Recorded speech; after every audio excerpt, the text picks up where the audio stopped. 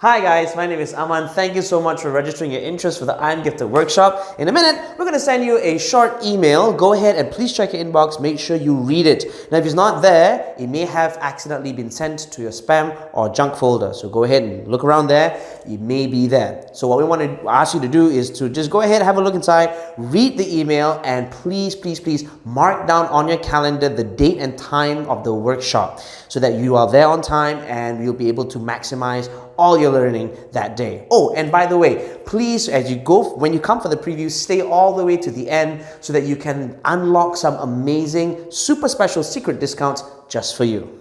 But today, this whole purpose of this video that we're going to do is to share with you some of the most powerful strategies to help our children. Now, I'm a trainer. I've been a full-time trainer with Adam Khoo for the past 7 years. I've trained both in the I'm Gifted workshop as well as in schools in Singapore, hundreds of schools in Singapore. And the absolute number one complaint that I receive from teachers, parents, even students themselves, they tell me, Aman, you know what? I struggle with focusing. I can't focus.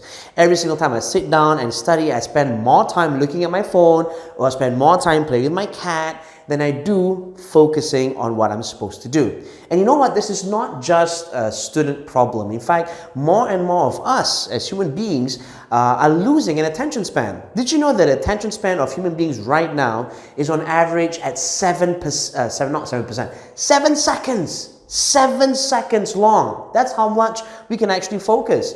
It's terrible because goldfish have an attention span of 8 seconds. This is ridiculous. And part of the reason is because of the way the world works now. The way we have internet, we have YouTube videos, Instagram, and there's all these messages popping up. There's distractions everywhere. In fact, if you distract yourself on YouTube while watching a YouTube video, there'll be an ad that distracts you from the video inside the video. It doesn't make any sense. So right now what we're struggling with is how to focus, how to be mindful on focusing. So here's what we're going to do. This is an absolute free gift for you right now, this video. I'm going to share with you some of the top 5 ways to increase focus. And you can use this, you share this with your children so you can get your children to have an increased amount of focus. All right? So let's get started. What's the first way to increase focus for our children? Number 1 is to get them to focus in short bursts.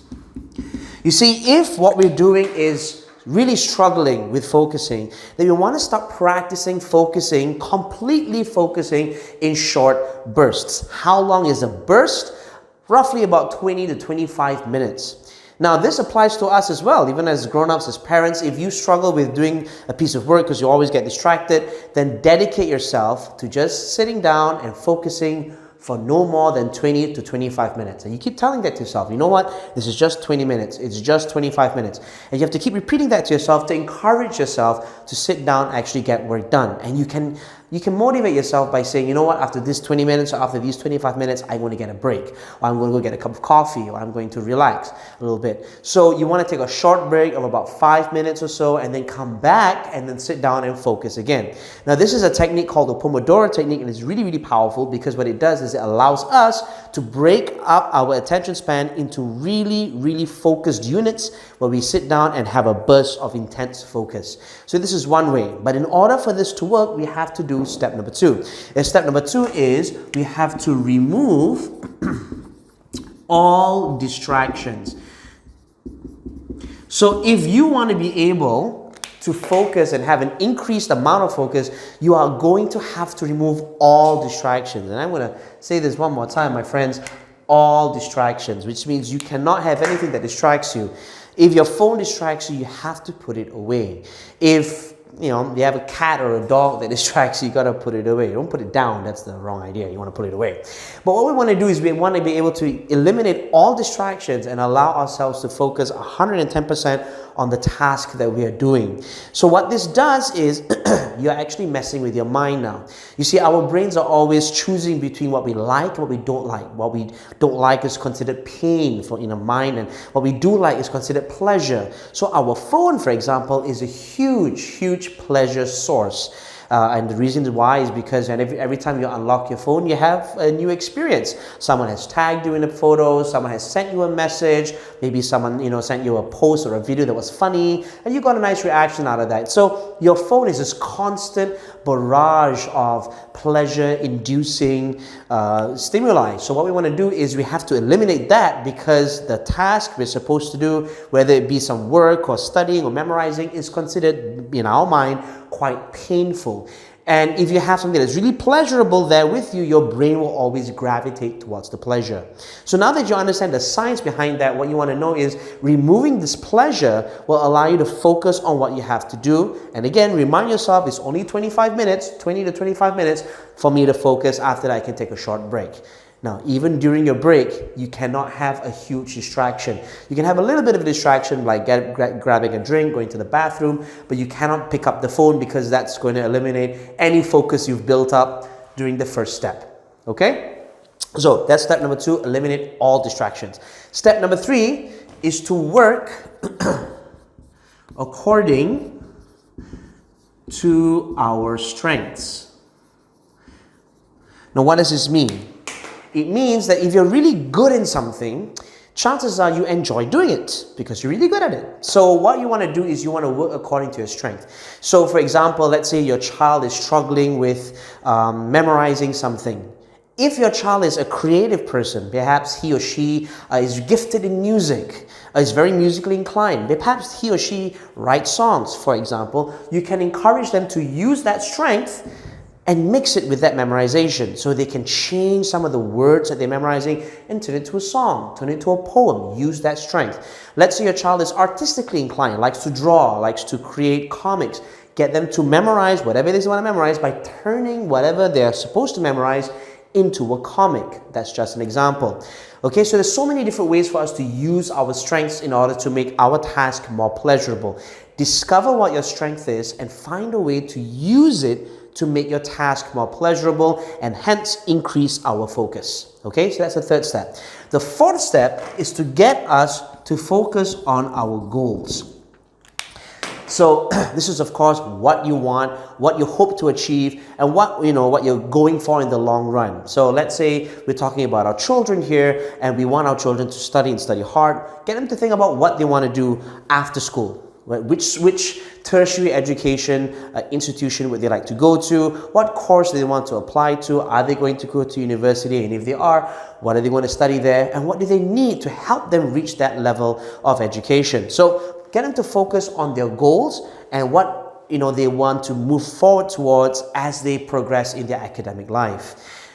Career is actually a really important thing that they can think about and focus on, because this is something that they can do to start making money, and this is something that they can start to do out there once they finish school. So focus on their goals, but last but not least, the fifth step is perhaps the most important step of all if you're talking about goals, and that is, and I want to write this in red because it is important, and the last step is to focus on why.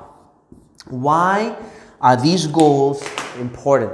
If they say they want to be a computer programmer, for example, why? If they say they want to be a game designer, why? If they say they want to be a banker, why? And it's a very important task for them to really reflect on why they really want these goals. Because if they do not know why they want it, they're going to lose steam really fast. They're going to lose that motivation really fast. This why is the whole reason why they get out of bed in the morning, because they have this laser-like focus on something that matters to them. Now, when you ask your child why they want a specific goal, here's what you got to do. You have to always dig as deep as possible. Do not accept the first answer that they give. In other words, they say, if you ask your child, why do you want to be a game designer? They say, oh, because I like it, or because it makes me happy. Ask them to go a little bit deeper. Why does it make you happy? What is it about game design that you really truly enjoy? Where do you see yourself in the whole game designing world? If money wasn't an issue, how far would you take the whole game designing adventure of yours? Where would you go? And get them to really think about why they want this. What drives them? What really motivates them? And once you get a really good answer to this question of why, you're going to get someone who's really, really motivated to do whatever they have to do to get those goals to materialize in the real world.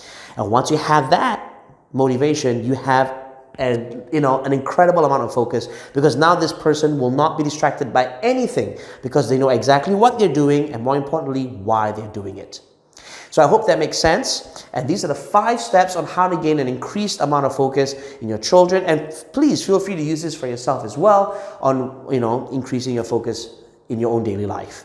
So I hope that this has been quite useful. If you like this, you're going to love what you're going to get in the workshop that's coming up soon. So remember, check your email. Make sure that you read the email that we've sent. Mark the dates on your calendar, including the time, and stay all the way to the end of the workshop because we're going to cover a ton of stuff. We're going to cover things like the 10 steps of study success. We're going to talk about how to be able to get your kids to study less and score more. We're also going to be talking about what are some of the other factors like personal mastery, some of the personal strengths that people have, how to develop that winner's mindset, some of the empowering beliefs that successful people have, as well as relationship and communication mastery, which is talking about working with your family and friends and how to reduce the amount of bullying that you have, how to be able to reduce conflict, and how to be able to become a great leader. So all of these things will be covered in depth in the program so you guys get a sneak peek behind the full I Am Gifted program. So I hope to see you there. And remember, if you stay all the way to the end, you're also going to unlock some super secret discounts that we have reserved just for you. So once again, my name is Aman and I look forward to seeing you at the preview. Take care.